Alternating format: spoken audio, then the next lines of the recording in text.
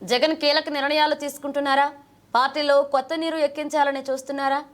పూర్వ వైభవం దిశగా అడుగులేస్తున్నారా అంటే అవుననే సమాధానం వినిపిస్తుంది.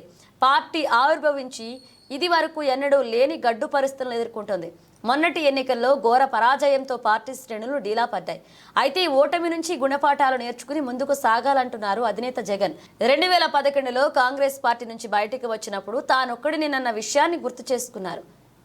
ఆ తర్వాత పార్టీ ఎంతటి ఎత్తుపలాలు చవిచూసిందో పార్టీ శ్రేణులకు సూచిస్తున్నారు. 2029 మళ్ళీ మనదేనంటూ పార్టీ శ్రేణులకు భరోసా ఇస్తున్నారు. పార్టీ నుంచి వెళ్లిన వారు వెళ్లిపోని కొత్త నాయకత్వాన్ని తయారు చేసుకుందామని చెబుతుండడంలో పార్టీ శ్రేణులు కారణోన్ముఖులవుతున్నారు. తాజాగా జగన్ కీలక నిర్ణయం తీసుకున్నారు. పార్టీ బలోపేతం దిశగా తన లక్ష్యాలను స్పష్టం చేశారు.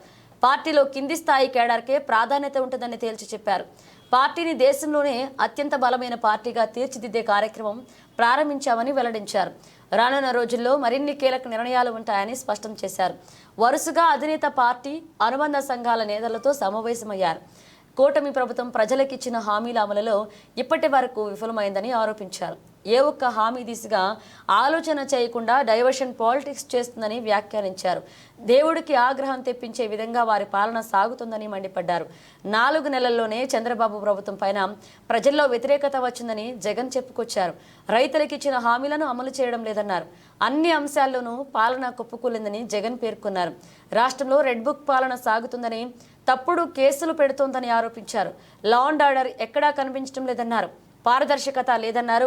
విజయవాడ వరద బాధితులకు సాయం అందడం లేదని విమర్శించారు. ప్రజలను డైవర్ట్ చేయడానికి కొత్త టాపిక్స్ తెర మీదకు తెస్తున్నారని చెప్పారు. పార్టీలో కష్టపడి పనిచేసే వారికి ప్రాధాన్యత ఉంటుందని జగన్ వెల్లడించారు.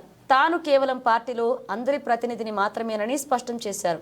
పార్టీ కోసం కష్టపడే వారికి, ఆ ప్రక్రియలో నష్టపోయిన వారికి పూర్తిగా అండగా ఉంటామని హామీ ఇచ్చారు. వారికే పార్టీలో అన్ని రకాలుగా ప్రథమ ప్రాధాన్యత ఉంటుందని చెప్పారు.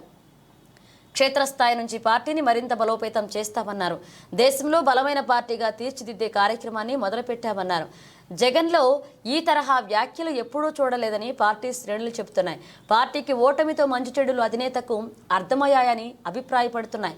పార్టీకి జవసత్వాలు నింపే పనులు అధినేత పడడంపై సంతృప్తి వ్యక్తం చేస్తున్నారు.